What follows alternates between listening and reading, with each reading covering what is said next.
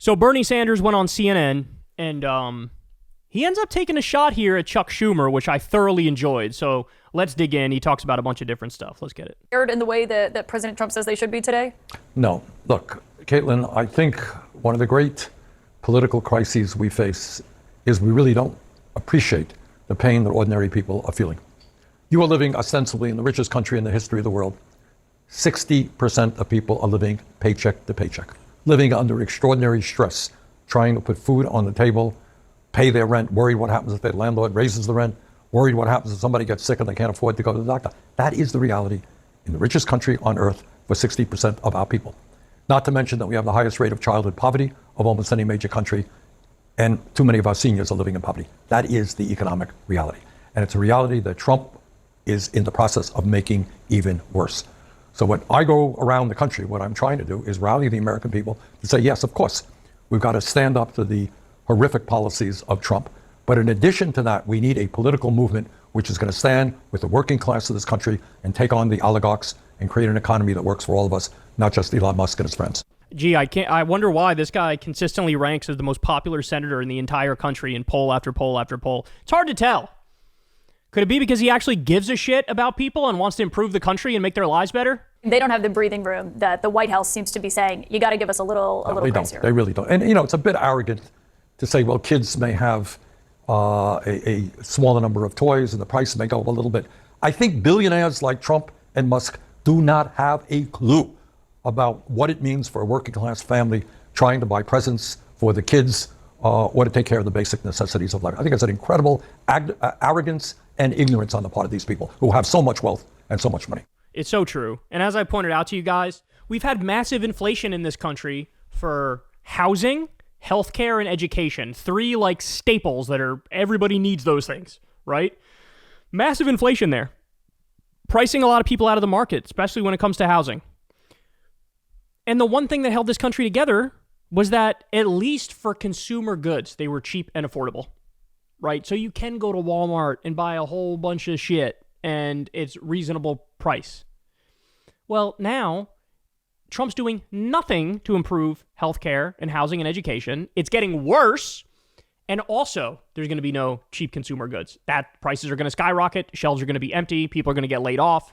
And so a statement like that, you can have 2 dollars instead of 30. Man, that's a real, I would be cutting the ads right now with that in there. Because that really does speak, like Bernie says, it speaks to his arrogance and his ignorance. You're a billionaire. You've never had to worry about fucking anything, right? And now you're like, yeah, your housing is too expensive, your education and your healthcare are too expensive, and now I'm even going to take away your cheap treats, which were the one thing about this country that were consistent. A pretty striking scene to see the president surrounded by many billionaires who were in that room that make up his cabinet, telling kids that the shelves may be emptier and they may not get as many toys. Well, you're only going to have to pay a few bucks more, really. Well, for Trump, it doesn't matter. He's a billionaire. But if you are struggling to take care of your family, that few bucks buying toys or the increased price of groceries or the increased rent that you may be paying or the increased cost for an automobile that you may want to buy, yeah, that's a very big deal. I don't think the billionaire guys have a clue about what that's about. He says President Biden is to blame for the last quarter of non-economic growth. It kind of went in reverse, and that he might be to blame for the current quarter. At what point do you think the president is responsible for GDP? Never. He's never responsible for anything. It's always somebody else's fault. That's his modus operandi. He's always blaming somebody else and takes no responsibility for anything. I can tell you this. Do you think if it was good, though, that he would take credit for it? Of course, you got to take credit for what you do. And one of the things that's happening and what's rattling the entire global economy, not just our economy, is this arbitrary trade war that he has started, the arbitrary tariffs that he has imposed on countries all over the world. I mean, I'll give you an example of what he has managed to accomplish. Canada is a longtime ally and friend of the United States. I live 50 miles away from the Canadian border in Burlington, Vermont. Trump supported the conservative candidate there, and these guys were ahead by 24 points 2 months ago. Trump's support managed to cause them to lose the election. And all over the world, people are responding to this Trumpism, and I think it's going to have a negative impact, thank God, on right-wing extremism all over the world. Because people are saying, if this is what right-wing extremism is about, we don't want it. Well, I mean, Canadians have been so upset with the president's tariffs and also how he's talked about making Canada the 51st state. In terms of the trade war that he's carrying out, you have appeared with people like Sean Fain, who's the president of the UAW, that you two were together at an event in 2023. I think we have a picture of that. Fain has been praising the president and his auto tariffs. He's been on this program saying he likes that. Obviously, he was someone who was a supporter of Vice President Harris's. Then there were exemptions that happened this week for those U.S. automakers. When someone like that comes out and praises the president and then he goes back on this to give them a temporary relief, as he called it, I wonder what you would say to someone like Sean Fain about that. By the way, let me just say that was so fucking disappointing for him to say that, because I understand our dialogue has degraded in this country to the point where everybody's a fucking idiot. But the issue here is not tariff good or tariff bad. It's like, what are the details? What are the specifics? Now, as you all know, I've called myself a protectionist in the past. I believe in tariffs, but they have to be targeted and specific and intelligent. Like the way Biden did it made more sense. Biden did industrial policy to bring chip manufacturing to this country, and he would tariff certain things, right? That made sense because it was narrow and it was specific, and the whole idea was to revitalize American manufacturing in certain sectors, in the manufacturing for the future, right? Like green technology and things of that nature. Trump did universal tariffs. Universal tariffs. We don't even make a lot of those goods in this country, nor are there any plans to make them, nor can we make every good in this country. To tariff that is just a massive regressive tax on regular people. It's raising taxes on the bottom 90% of Americans. That's what it is. So for Sean Fain to just hear tariff and think, that's got to be good, it's like, what the fuck are you talking about? Let me say a word. Tariffs unto themselves are not necessarily bad. I helped lead the effort against permanent normal trade relations with China, that trade agreement, and with NAFTA, the Canadian-Mexican trade agreement. Because those were agreements written by corporate America, and the goal was to allow corporations to lay off workers in America, shut down factories here, and move to poor countries around the world where people were making pennies an hour. So selective utilization of tariffs to protect American workers and American industry is a good thing. But that is very different than coming up with some crazy proposal based on nothing that anyone can understand, imposing arbitrary tariffs on virtually every country on earth. That is kind of off the charts. That's the exact right answer. And it further drives me crazy, guys, because as somebody who supports some specific tariffs, Trump just poisoned the whole idea of tariffs for a fucking generation, right? I mean, or maybe forever. Like now, anytime, no matter how nuanced or detailed or specific any tariff proposal is to try to actually bring back American manufacturing, which Trump isn't doing because he doesn't have an industrial policy, he's doing austerity, but any sort of tariffs, even ones that make sense now, are fucking toxic to the high heavens because everybody thinks of tariffs and they think of Trump crashing the global economy and halting global trade and prices skyrocketing and people getting laid off. Like, he ruined it. He ruined the idea of any tariffs forever. God damn it. It's so infuriating. If the president's policies continue as they are and the economic data that we're seeing, do you think the U.S. is going to go into a recession? Look, I fear that it might. And I would hope very much that my colleagues in the Democratic Party begin to bring forth an agenda that speaks to the needs of working families. I think that one of the scary things that's happening in this country is that a whole lot of people are giving up on democracy itself because they look at our government and they say, does anybody in Washington have a clue about what I am going through? Yeah, the polling is bad for Trump, but it's just as bad for Democrats Right. who you caucus with. It is. And so I think the answer is that people are saying, I am hurting. The rich are getting richer. Who cares about me? So what we are fighting for right now is an agenda that speaks to the needs of working class people. It is not good enough just to go after Trump. You've got to do that. But you need something in addition. For example, you tell me, we have a healthcare system in America, which in my view is completely broken and dysfunctional. How often do you hear people talking about the need to do what every other major country on earth does? Somebody made a great point that when Democrats defend democracy, what a lot of people heard was not necessarily just let's defend the principle of democracy, but what they heard is a more broader defense of the status quo, right? And obviously people are disgusted by the status quo. They hate the status quo. So that's a way in which that messaging could have backfired on them. Whereas if you remember when Kamala first came out of the gates super hot and picked Tim Walz and everything, they were cruising. And the main line of attack was these people are fucking weird. They are fucking freaks. And that was doing way better, right? So to Bernie's point, yeah, the argument can't smell like a status quo defense, the counter argument. It can't smell like that. You both need to attack Trump relentlessly, but then also be clear that like, hey, we actually have the anti-establishment politics. Social democracy is revolutionary, right? Universal health care. These things are things that would actually improve your life. And so I thought that point was good. I forget who made the point, but the idea that a defense of democracy on the campaign trail sounded to some people like you're just defending the status quo. Because we all look at it now. Everybody looks at it now and goes, holy fuck, this guy really is a fascist and he's ruining everything, right? But the idea was there were some people who were willing to like, hey, let's just break shit and hope we could build something better out of the ashes, effectively. Guarantee health care to all people. Am I missing something? Do you hear that discussion? No, but I'm glad you brought that up because on this front, we pressed Senator Schumer about this last night in terms of what is the strategy coming from Democrats on the Hill. Do you guys have a cohesive message on how to deal with Trump 100 days in? This is one part of what he had to say in response to that. Our caucus is united. Look at this.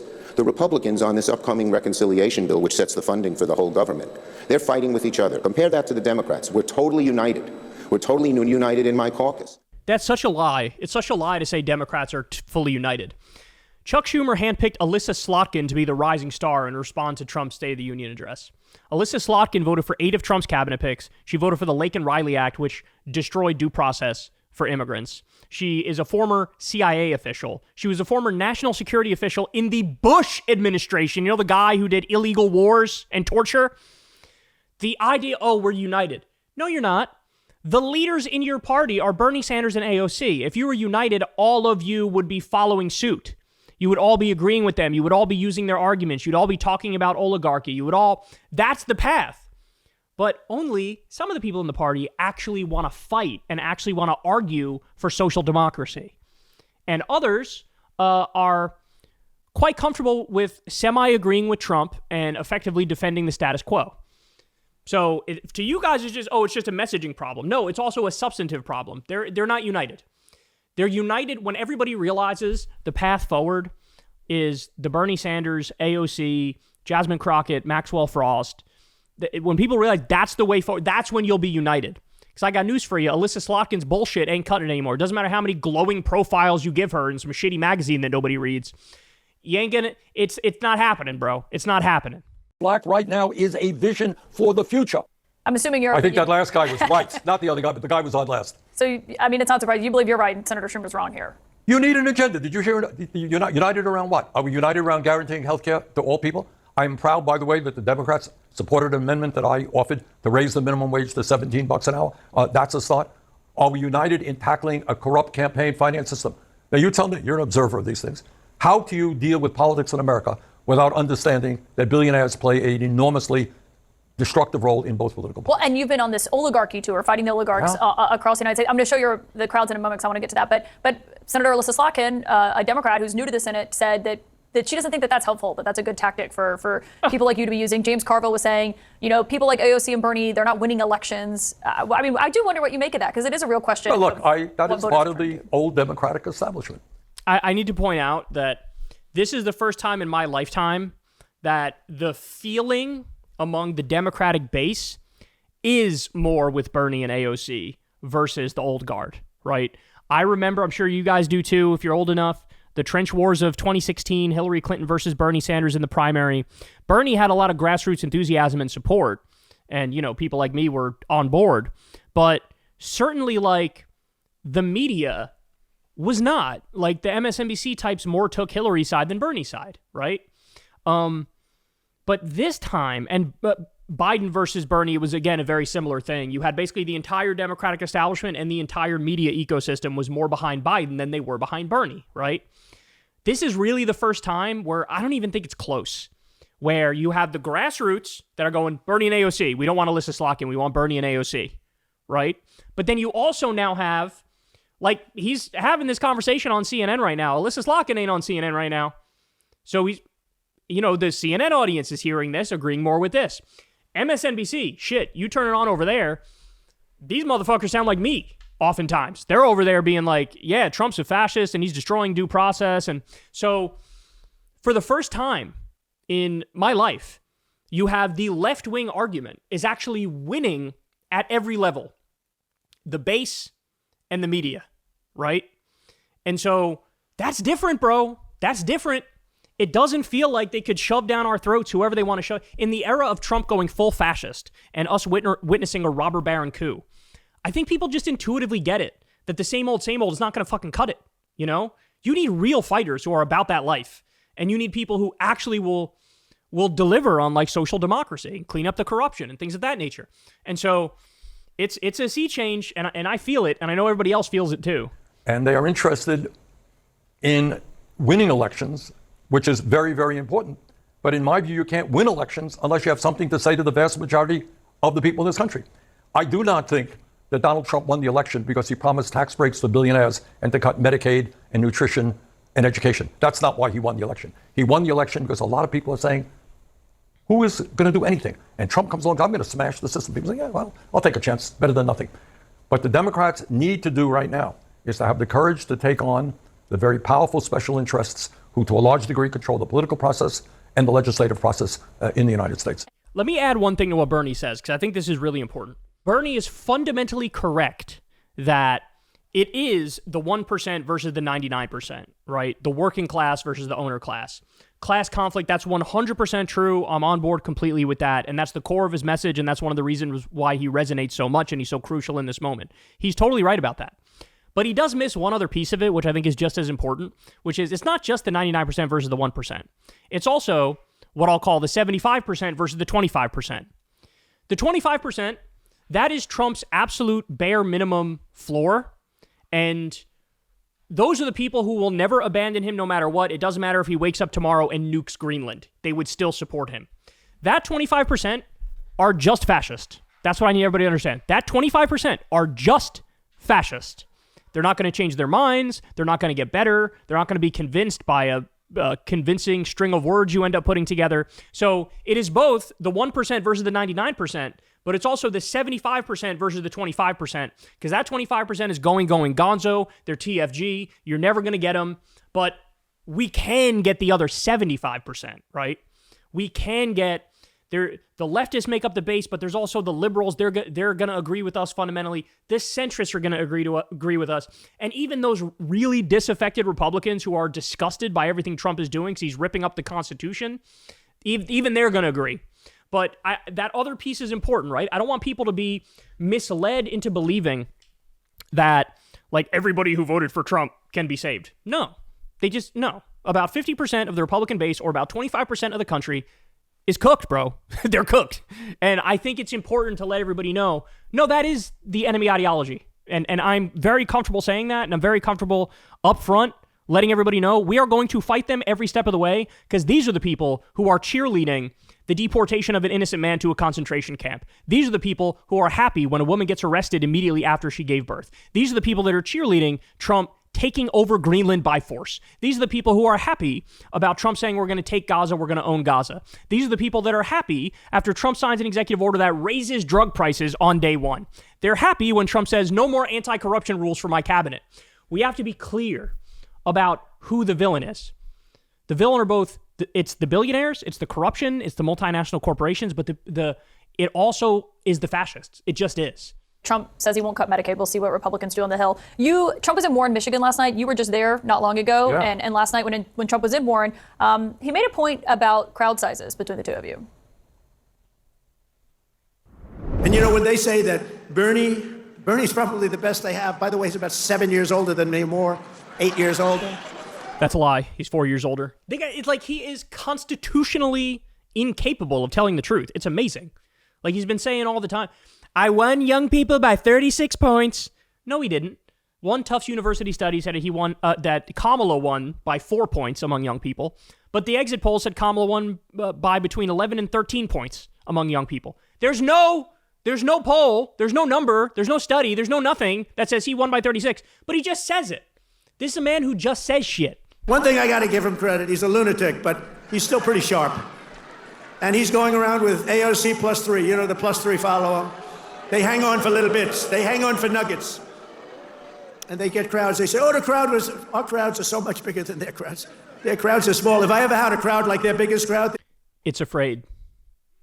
It's afraid. That's what this video should tell you. It's afraid. He's going, oh, shit. I see a little bit of movement there. I see a little bit of momentum over there. If I ever had a crowd like their biggest crowd, they'd say it's over for Trump. He's lost the magic. I think you're a little more than 4 years older than him. Something. If I'm He didn't right. tell. I know it will shock the audience. The president did not tell the truth. All right, I realize that will shock everybody, but that's the case.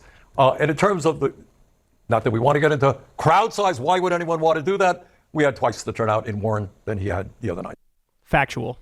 What's been very interesting to me is watching, and Republicans get it. Republicans are going, I mean, look, a lot of the things that people say against AOC are the same things they said about Trump early on. Oh, he's not serious. Oh, he's inexperienced. This is the stuff they say about AOC now. So they look at that and they go, there's some noise there. There's some energy there.